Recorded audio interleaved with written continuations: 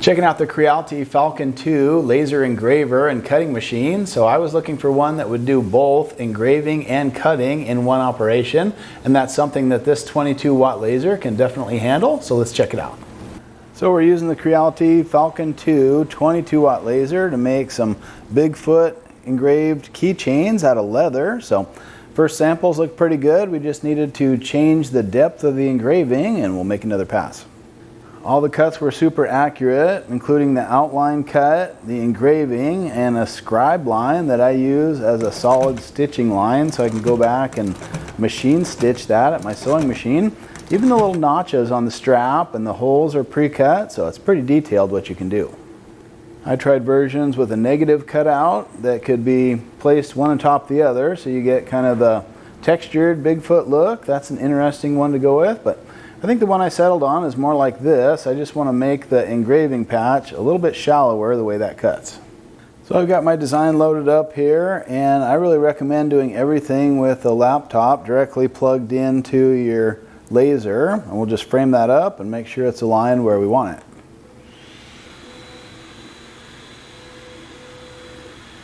And if that looks good, we'll go ahead and put on our glasses and hit start.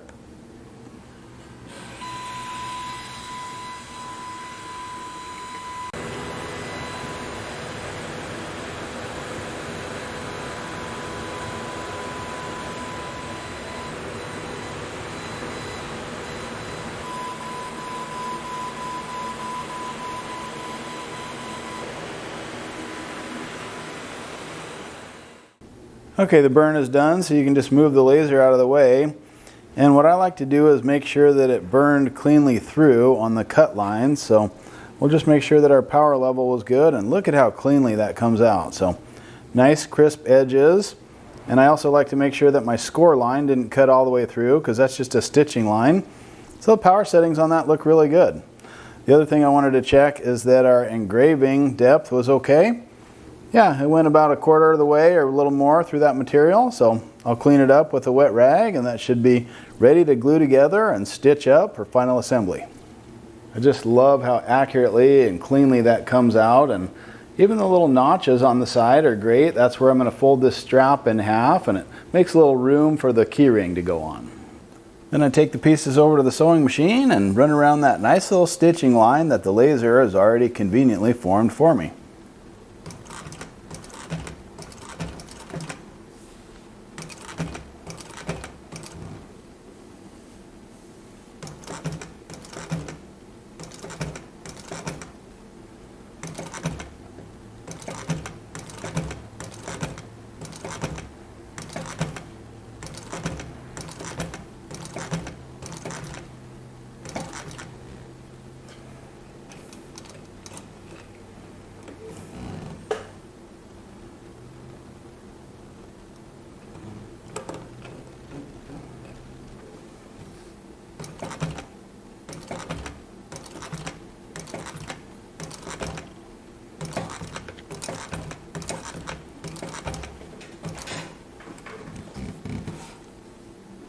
I like to burn the nylon thread in just a little bit with all my leather work, and do that on both sides. And then all that's left to do is add the loop and key ring. And I tell you what, if you plan your steps right, you can actually cover up the back tack on your stitch with that strap.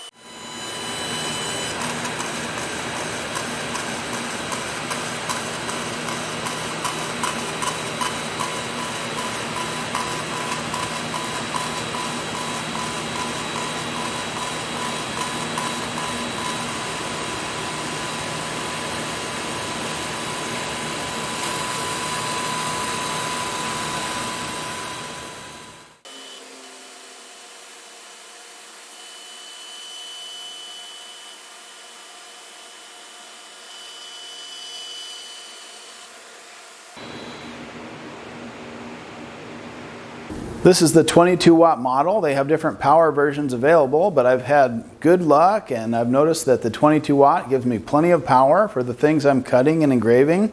As far as the control panel, there's a homing function. You can frame with it or just hit the play. Oftentimes though, I'm not using this control panel. I'm just running it straight off of my Lightburn software on the laptop. But on the machine, you want to make sure that it's turned on and the stop is not in the down position. That's just an emergency stop. So make sure that's twisted and up before you start the burn. Power the machine on at the front right side, and that will initialize. And once it's ready to go, you can just hit the home button, which on this machine will bring it to the front left side. There's some indicator lights there to tell you it's ready to go, but I particularly want to bring your attention to this. This is the air assist, and the output is actually variable. So you can increase that air output to really help for nice clean cuts. I'm impressed with the air pump too, because it has these rubber vibration dampeners on the bottom, and as long as this isn't touching the machine, if it's set off to the side a little bit, you really never feel or notice that vibration. Comes with a pair of green goggles, and of course you want to have those on anytime you're running your machine, as well as good ventilation in your workroom. You know, machines like this claim to be able to run directly off of a micro SD card, but to have good consistent results, what you're going to want to do is always run it directly off your laptop.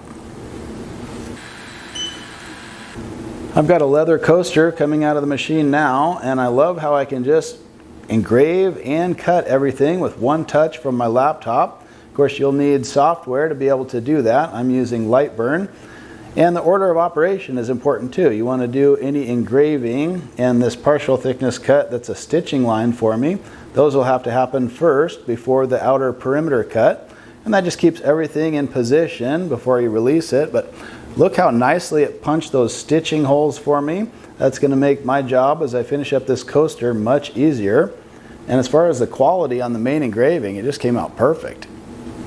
Now the pros on this, you know, it's much more powerful than some of my other diode lasers, so it's really versatile. I like to use it for cutting leather, engraving wood, cutting acrylics, things like that. But you know, it actually can cut through wood as well. It claims to be able to cut through about 1/2 inch of wood. I wouldn't need to go that deep, but the ability to go through 1/4 inch MDF will be handy in my woodworking shop because I can create my own templates. Now for leather work, I like to use a combination of the laser engraver plus traditional hand tools, and the ability to punch out those stitching holes and have the two halves exactly the same size not only increases your production rate, but it just makes the end product that much better. And then as far as negatives of this setup, you know, it doesn't come with its own software, so you'll have to sort that, and sometimes there's a bit of a learning curve. I went with the Lightburn software, and for me it was a 2 or 3 day learning process where you can get a little bit frustrated at times, but if you just stick with it, you'll be making nice projects in no time. I really like the size of it and how sturdy the frame feels. One thing I wished is that the power brick to plug it in was a little more integrated so you could just pick the unit up and go. But I think that's a minor negative. Initially I thought maybe I'd want to have the air source connected as well, that air assist, but now that I see it has a vibration to it, I'm glad that that's isolated from the main frame of the laser. Now having a laptop is essential, so if you're not already set up with that, that could be a potential negative, but luckily just about any laptop will run this machine. As far as the speed of cutting the stitching holes and making those perimeter cuts, I would give it a 10 out of 10. Speed on the engraving, what I've experienced so far is about an 8 out of 10. Of course, I have my power levels set pretty low, so if you bump up your power and your speed, you can move along that much quicker. So this has been a great add-on to my leatherworking shop. I love to cut and engrave in one step, especially the fact that you can punch cutting holes or stitching lines. That really helps me out for finishing out my projects, and this Creality Falcon 2 is one I would definitely recommend.